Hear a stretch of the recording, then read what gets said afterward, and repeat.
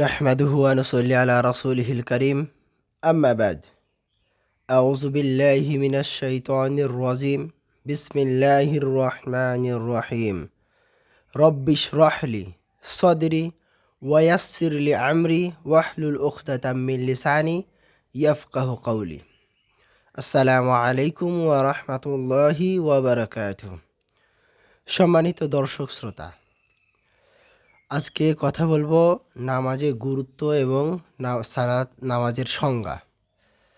কোরআন এবং হাদিসে আমরা যাকে নামাজ বলি একে সালাত বলে আখ্যায়িত করা হয়েছে। সুতরাং সালাত বলারই চেষ্টা করব। সলাত আমরা যাকে নামাজ বলি এটাকেই আরবিতে সলাত বলা হয়। সলাতের সংজ্ঞা দুই প্রকার, এক হলো আবিধানিক সংজ্ঞা আর একটা হলো পারিভাষিক সংজ্ঞা। সালাত এর আবিধানিক অর্থ দোয়া, রহমত, ক্ষমা প্রার্থনা করা ইত্যাদি। আর পারিভাষিক অর্থ সালাত বা নামাজের পারিভাষিক অর্থ শরীয়ত নির্দেশিত ক্রিয়া পদ্ধতির মাধ্যমে আল্লাহর নিকটে বান্দার ক্ষমা ভিক্ষা ও প্রার্থনা নিবেদনের শ্রেষ্ঠতম ইবাদতকে সালাত বলা হয় অথবা নামাজ বলা হয়, যা তাকবীরে তাহারিমা দ্বারা শুরু হয় এবং সালাম দ্বারা শেষ হয়। হাদিসটি আছে মিশকাত 312 নম্বর হাদিস। সালাত শুরু হয় তাকবীরে তাহারিমা দিয়ে এবং সালাত শেষ হয় সালাম দিয়ে।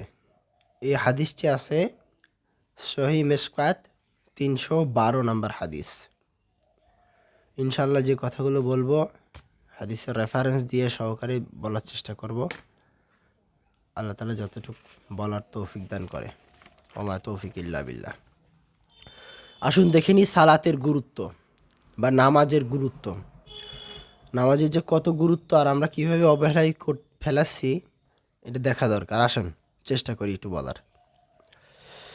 এক, কালেমায়ে শাহাদত পাঠ করার পরই ইসলামের সালাতের স্থান বা নামাজের স্থান। কালেমায়ে শাহাদত পাঠ করার পরেই আমরা যদি কেউ মুসলিম হতে চাই কালেমায়ে শাহাদত পাঠ করবে এবং পাঠ করার পরেই আমাদের মূল কাজ হলো সালাত বা নামাজ আদায় করা বা নামাজ কায়েম করা। কালেমায়ে শাহাদাত পাঠ করার পরে ইসলামের সালাতের স্থান। ইসলামের মোট 5টি স্তম্ভ, তার মধ্যে প্রথম স্তম্ভ হলো কালেমায়ে শাহাদাত, দ্বিতীয় স্তম্ভ হলো সালাত বা নামাজ। 2, সালাত ইসলামের শ্রেষ্ঠতম ইবাদত বা নামাজ ইসলামের শ্রেষ্ঠতম ইবাদত, যা মিরাজের রাত্রিতে ফরজ করা হয়। নামাজ যে মিরাজের রাত্রিতে ফরজ করা হয় এই বিষয়ে হাদিসটি আছে সহি মিশকাত 5862 থেকে 5865 নম্বর হাদিস পর্যন্ত। সালাত ইসলামের প্রধান স্তম্ভ, নামাজ ইসলামের প্রধান স্তম্ভ। হাদিসটি আছে মিশকাত হাদিস নাম্বার 29, সহি মিশকাত হাদিস নাম্বার 29। যা ব্যতীত ইসলাম টিকে থাকতে পারে না। সলাৎ ব্যতীত বা নামাজ ব্যতীত মুসলিম হিসাবে টিকে থাকা অসম্ভব। সালাত একমাত্র গুরুত্বপূর্ণ ইবাদত যা 7 বছর বয়স থেকেই আদায়ের অভ্যাস করতে হয়। সালাতি বা নামাজই একমাত্র গুরুত্বপূর্ণ ইবাদত যা 7 বছর বয়স থেকে আদায় করার অভ্যাস করতে হয়। হাদিসটি আছে আবু দাউদ হাদিস নাম্বার 495, মিশকাত হাদিস নাম্বার 572। 7 বছর বয়স থেকে যে সালাত আদায় করতে হয় বা নামাজ আদায় করতে হয় এই বিষয়ে অনেক হাদিস আছে। সালাতের বিধ্বস্তি জাতির বিধ্বস্তি হিসেবে পবিত্র কোরআনে বর্ণিত হয়েছে। সালাত বিনষ্টকারী পুরো জাতি বিনষ্টকারী এই হিসাবে পবিত্র কোরআনে সূরা মারিয়াম 19 নম্বর সূরা 59 নম্বর আয়াতে আল্লাহ তাআলা বলতেছেন যে সালাতের বিধ্বস্তি পুরো জাতির বিধ্বস্তি, যারা সালাতে অমনোযোগী সেই জাতি ধ্বংসপ্রাপ্ত। আসুন আমরা নিয়মিত সালাত আদায় করি বা নামাজ পড়ি। পবিত্র কোরআনে সর্বাধিকবার আলোচিত বিষয় হলো সালাত। পবিত্র কোরআনে সর্বাধিকবার আলোচিত বিষয় হলো সালাত। এই বিষয়ে কোরআনে ন্যূনতম 82 জায়গায় নামাজের কথা আলোচনা এসেছে। কোরআনে ন্যূনতম 82 জায়গায় নামাজের কথা বলা হয়েছে। সূরা বাকারা মুমিনের জন্য সর্ব অবস্থায় পালনীয় ফরজ হলো সালাত, যা অন্য ইবাদতের বেলায় হয়নি। মুমিনের জন্য সর্ব অবস্থায় পালনীয় ফরজ হলো সালাত বা নামাজ, যা অন্য ইবাদতের বেলায় হয়নি। নামাজের কোনো অজুহাত চলে না, সালাতের কোনো অজুহাত চলে না। আপনি দাঁড়িয়ে নামাজ পড়তে পারতেছেন না, বসে পড়বেন। বসে নামাজ পড়তে পারতেছেন না, শুয়ে পড়বেন। শুয়ে নামাজ পড়তে অসুবিধা হলে চোখের ইশারায় পড়বেন। নামাজ পড়াই লাগবে। নামাজের জন্য কোনো অজুহাত আল্লাহর কাছে চলে না। আমরা এই অজুহাত দিই, ওই অজুহাত দিই, এই অজুহাতগুলো আল্লাহর কাছে গ্রহণযোগ্য না। এই জন্য নামাজের কাছে কোনো অজুহাত দেওয়া যাবে না। চেষ্টা করবেন ইনশাল্লাহ সবাই। ইসলামের প্রথম যে রশি ছিন্ন হবে তা হলো তার শাসন ব্যবস্থা, এবং সর্বশেষ যে রশি ছিন্ন হবে তা হলো সালাত বা নামাজ।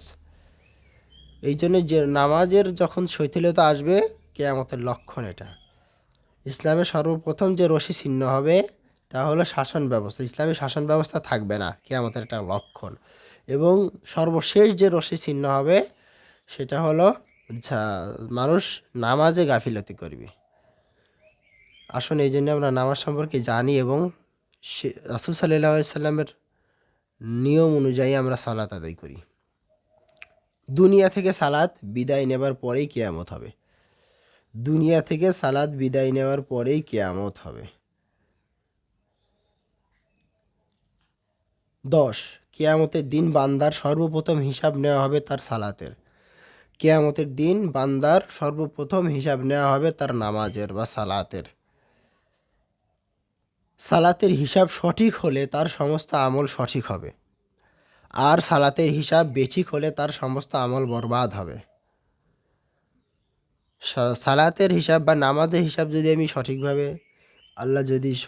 আল্লাহর কাছে দিতে পারি, তাহলে বাকি সমস্ত গুনাহগুলো আল্লাহ মাফ করে দিবেন। কিয়ামতের ময়দানে সর্বপ্রথম এই নামাজ বা সালাতের হিসাব নেওয়া হবে। হাদিসটি আছে আবু দাউদ, হাদিস নাম্বার 864 থেকে 66, সহিহ মিশকাত হাদিস নাম্বার 1330, সালাতুত তাসবিহ অনুচ্ছেদ নাম্বার 40। দৈনিক 5 ওয়াক্ত হিসেবে সালাতকে ফরজ করা হয়েছে, যা অন্য কোনো ফরজ ইবাদতের বেলায় করা হয়নি। দৈনিক 5 ওয়াক্ত নামাজ আমাদের জন্য ফরজ করা হয়েছে। এই হাদিসটি আছে সহিহ মিশকাত 5862 থেকে 5865 নম্বর হাদিস পর্যন্ত। এবং আল্লাহ তাআলা সূরা আন-নিসার 4 নম্বর সূরা 103 নম্বর আয়াতেও এই সম্পর্কে ইঙ্গিত করেছেন। সালাতের গুরুত্ব অপরিসীম। মুমিন এবং কাফির মুশরিকের মধ্যে পার্থক্য হলো সালাত। মুমিন এবং কাফির মুশরিকদের মধ্যে পার্থক্য হলো সালাত। পার্থক্য বলতে কী বোঝায়? যারা নামাজ পড়ে, সালাত আদায় করে নিয়মিত, তারা মুমিনদের অন্তর্ভুক্ত। যারা নিয়মিত সালাত আদায় করে না, তারা কাফির মুশরিকদের মধ্যে অন্তর্ভুক্ত, নিযুক্ত। এই বিষয়ে হাদিসটি আছে সহিহ মুসলিম হাদিস নাম্বার 134 নাম্বার, সহিহ মিশকাত হাদিস নাম্বার 569 নাম্বার হাদিস, সুনানে ইবনে মাজা 1080 নাম্বার হাদিস। যারা সালাত হলো, নামাজ হলো মুমিন এবং মুনাফিকের মধ্যে পার্থক্যকারী। মুমিন এবং মুনাফিক চেনার উপায় হলো সালাত। যারা নিয়মিত সালাত আদায় করে আল্লাহর খুশির জন্য, তারা মুমিন। যারা নিয়মিত সালাত আদায় করে না, শয়তানের দেখানো পথে চলে, তারা কাফির বা মুশরিক বা মুনাফিক। এই বিষয়ে হাদিস আছে সহিহ মুসলিম 134 নম্বর হাদিস, সহিহ মিশকাত 569 নম্বর হাদিস, সুনানে ইবনে মাজা 1080 নম্বর হাদিস। জাহান্নামী ব্যক্তির লক্ষণ এই যে সে সালাত বিনষ্ট করে এবং প্রবৃত্তির পূজারি করে। জাহান্নামী ব্যক্তির লক্ষণ যদি কেউ দুনিয়াতে দেখতে চায়, তাহলে দেখবেন যে সে ঠিকমতো সালাত আদায় করে কিনা, যে ঠিকমতো নামাজ পড়ে কিনা। যে ঠিকমতো নামাজ পড়ে না, এটা জাহান্নামী যাওয়ার লক্ষণ, মানে জাহান্নামী ব্যক্তির লক্ষণ। সূরা মরিয়ম 19 নম্বর সূরা 69 নম্বর আয়াত। সূরা মরিয়ম 19 নম্বর সূরা 69 নম্বর আয়াত। ইব্রাহিম আলাইহিস সালাম আল্লাহর নিকটে নিজের জন্য ও নিজ সন্তানের জন্য সালাত কায়েমকারী হওয়ার প্রার্থনা করেছিলেন। সালাতের কত গুরুত্ব দেখেন। হযরত ইব্রাহিম আলাইহিস সালাম আল্লাহর নিকট নিজের জন্য এবং নিজ সন্তানদের জন্য সালাত কায়েমকারী হওয়ার জন্য প্রার্থনা করেছিলেন। আর আমরা এর গুরুত্ব বুঝি না। এই কথাটি আছে সূরা ইব্রাহিম 14 নম্বর সূরা 40 নম্বর আয়াতে। মৃত্যুকালে রাসূলুল্লাহ সাল্লাল্লাহু আলাইহি সাল্লামের সর্বশেষ ওসিয়ত ছিল সালাত ও নারী জাতি সম্পর্কে। রাসূল সাল্লাল্লাহু আলাইহি সাল্লাম মৃত্যুর সময়ও সালাতের কথা বলেছেন বা নামাজের কথা বলেছেন। এই যে নামাজের অনেক গুরুত্ব। রাসূল সাল্লাল্লাহু আলাইহি সাল্লাম মৃত্যুকালেও দুইটি বিষয় ওসিয়ত করে গিয়েছেন। এটা হলো সালাত এবং নারী জাতি সম্পর্কে। সালাত কায়েম করো এবং নারীদের থেকে সাবধান থাকো। হাদিসটি আছে সুনানে ইবনে মাজাহ 2698 নম্বর হাদিস, ওসিয়ত সমূহ অধ্যায়। আবু দাউদ হাদিস নাম্বার 5156 নম্বর হাদিস। নিশ্চয়ই মুনাফিকরা প্রতারণা করে এবং আল্লাহর সাথে প্রতারণা করে। তারা বলে যে আমরা তো মুসলিম, কিন্তু জিজ্ঞাসা করলে বলে না আজকে সালাত আদায় করি না, আজকে নামাজ পড়ি নাই।